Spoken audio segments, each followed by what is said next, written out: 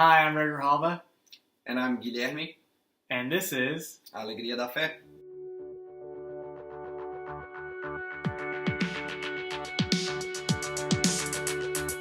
In this video, we have Guy here, who came all the way from Brazil just for this video.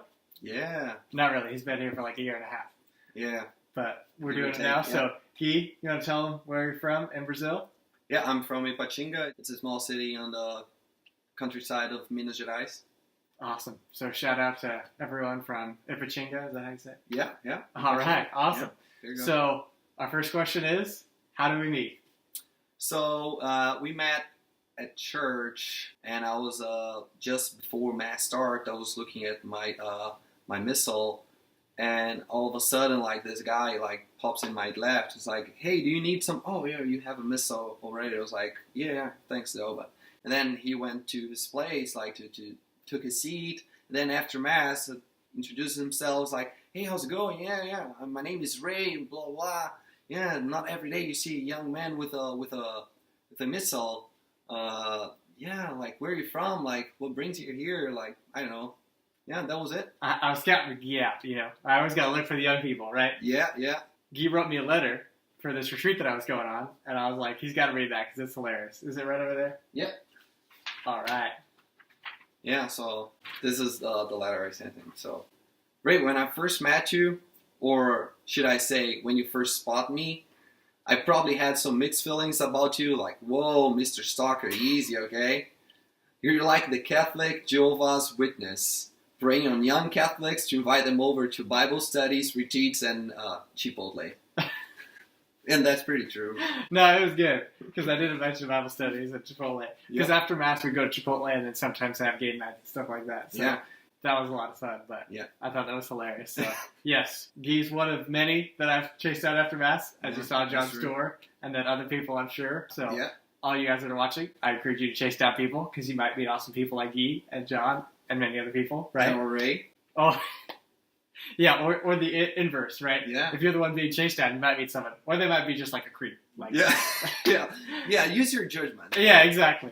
Although, I guess if they're at Mass, never mind, I don't know. There's probably some shady people. I'm just kidding. Yeah. But, all right, so, pretty awesome meeting. And then our second question is, what have you learned from The Joy of the Faith or Anne Marie or I?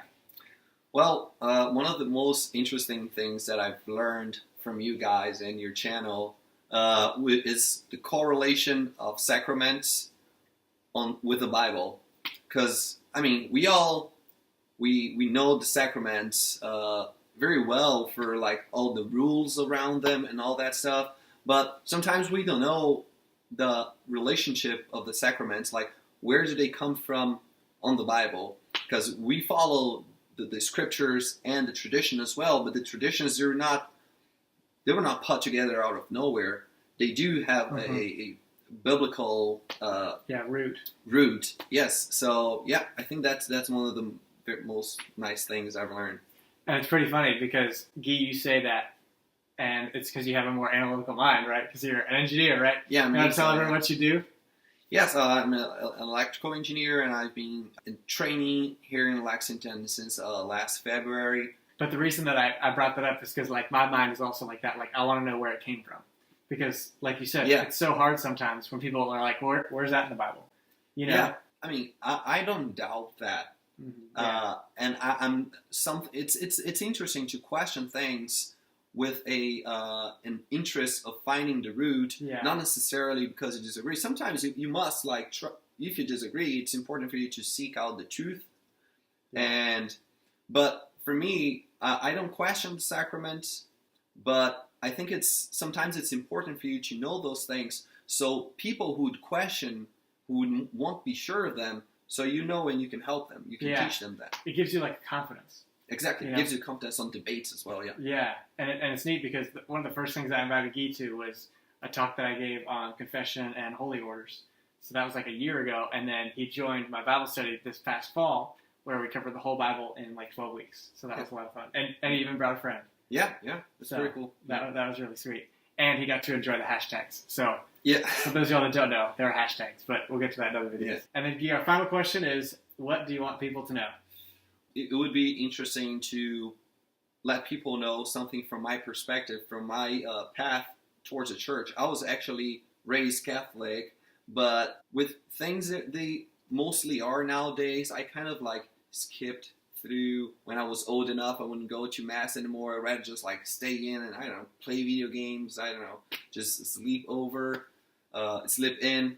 And then one day I met a colleague, a very good friend of mine in university, and he was Catholic.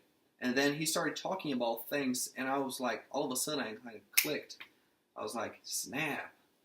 I realized that I never lost faith in God and Jesus Christ, but I wasn't following the commandments.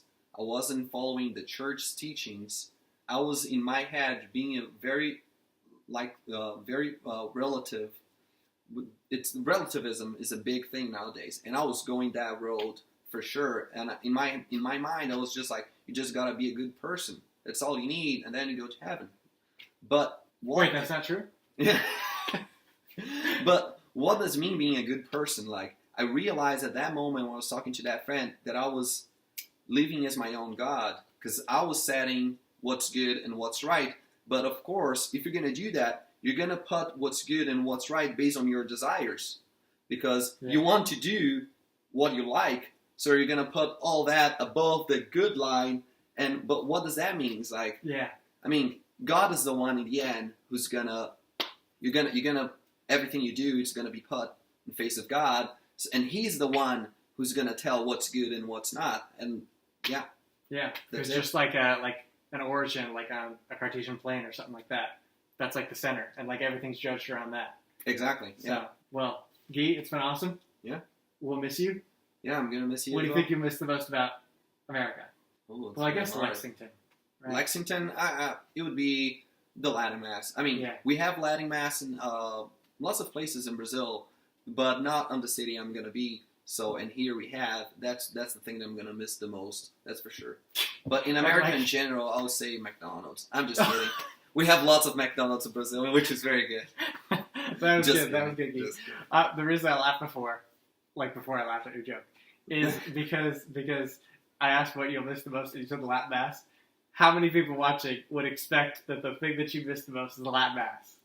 I don't know. Right? Yeah. Isn't that cool? Yeah. Like, that's pretty amazing. Like, talk about, like, the beauty of worship. Yep. Right. So, hope you all enjoyed hearing from Guy, the man. We'll miss him. But, I'm going to miss as well. Yeah. Yeah. That's why I made this video, I'm going to keep checking on you on the channel. Yeah. And maybe someday we'll be back in Lexington. So, hope you all have a blessed day, and God love you. God love you.